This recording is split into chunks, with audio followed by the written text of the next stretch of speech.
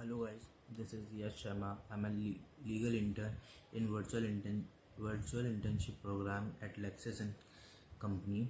So my today's topic is that the check full court procedure in the check bounce cases.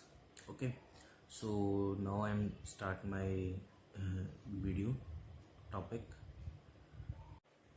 देखो cheque bounce के cases में क्या होता है mainly complainant जो चेक वहाँ डालता है बैंक में पेमेंट लेने के लिए, अगर वो चेक वहाँ रिजेक्ट हो जाता है या प्रॉमिसरी नोट कोई भी नेगोशिएबल इंस्ट्रूमेंट वहाँ रिजेक्ट हो जाता है तो बैंक उस चेक के अगेंस्ट एक मीमो इशू करता है, उसमें रीज़न रिकॉर्ड करके देता है कंप्लेनेंट को कि किस रीज़न से वो चेक या प्रॉमिसरी नोट रिजेक्ट हुआ है।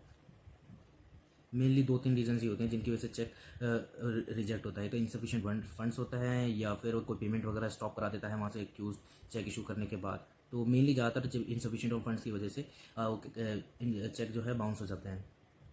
उसके बाद क्या करना है, कंप्लेनेंट को एक 1 मंथ के अंदर अंदर अक्यूज़ को नोटिस इशू करना होता है कि सेटलमेंट के रिगार्डिंग चेक बाउंस हो गया उसके लिए।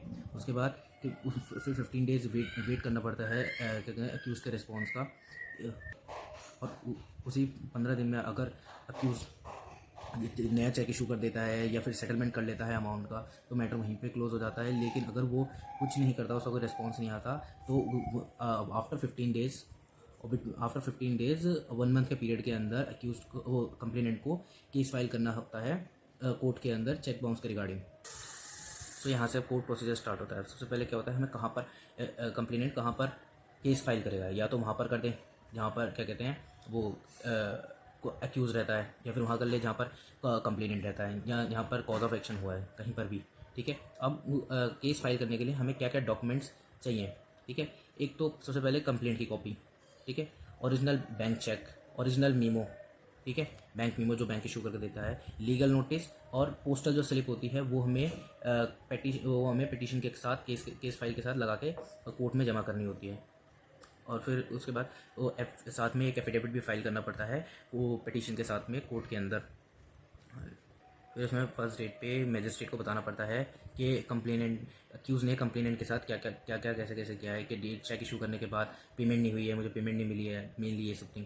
ठीक है, उसके बाद मजिस्ट्रेट मजिस्ट्रेट क्या करता है, नोटिस इशू करता है अक्यूज़ के अगेंस्ट। ठीक है, अगर उसके बाद भी अक्यूज़ नहीं आता है, उसके बाद भी अक्यूज़ नहीं आता है तो कोर्ट अगर अक्यूज़ फिर भी नहीं आता है तब court non available warrant issue करेगी अक्यूज़ के अगेंस्ट में और उसे कोर्ट में बुलाया जाएगा। लेकिन यहाँ पर भी रिसेंटली एक नया प्रोविज़न ऐड हो गया है, सेक्शन 143A।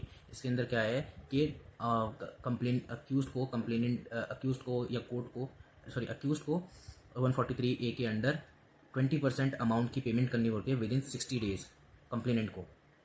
ठीक है, ये भी रिसेंटली प्रोविज़न ऐड हुआ है। उसके बाद क्या कहते हैं, विटनेस अपने वो बुलाता है, कंप्लेनेंट अपने विटनेस बुलाता है यहाँ पे, कि जिसका प्रोसिक्यूशन विटनेस भी वो कंप्लेनेंट अपने विटनेस बुलाता है वहाँ पे, चाहे वो बैंक का क्लर्क हो या कोई भी हो, या चेक इशू करते टाइम कोई वहाँ पर उसके साथ हो, वो किसी को भी बुलाता है। फिर क्या होता है, क्रॉस एग्जामिनेशन होता है। ठीक है, फिर उसके बाद डिफेंस अपने विटनेस बुलाता है। फिर उसके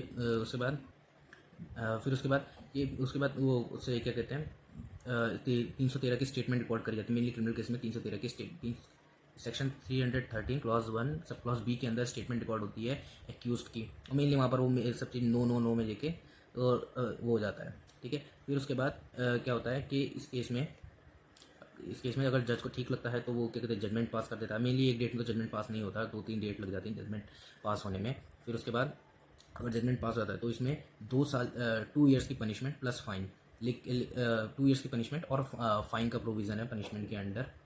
कोई अगर केसेस होते हैं जैसे वो एक दो डेट में ही ख़त्म हो जाते हैं, लेकिन कोई केस होते हैं लंबे चलते हैं, 2-2 3-3 4 साल चलते हैं। लेकिन वो केस टू केस डिपेंड करता है और आपकी केस की अमाउंट पर डिपेंड करता है। आपका चेक बाउंस आपकी चेक के अमाउंट पर डिपेंड करता है कि कितनी बड़ी अमाउंट है। ज़्यादा बड़ी अमाउंट है तो वो केस ज़्यादा चलेगा। अगर वहाँ पे वो सब चीज़ अगर एक्यूज वहाँ पे नो करता रहता है सब चीज़ तो फर्दर ट्रायल चलेगा, एक्स्ट्रा टाइम लगेगा तो उसमें। So that's it the whole procedure of the section 138 of check bounce. Okay, so this is Yash Sharma and signing off.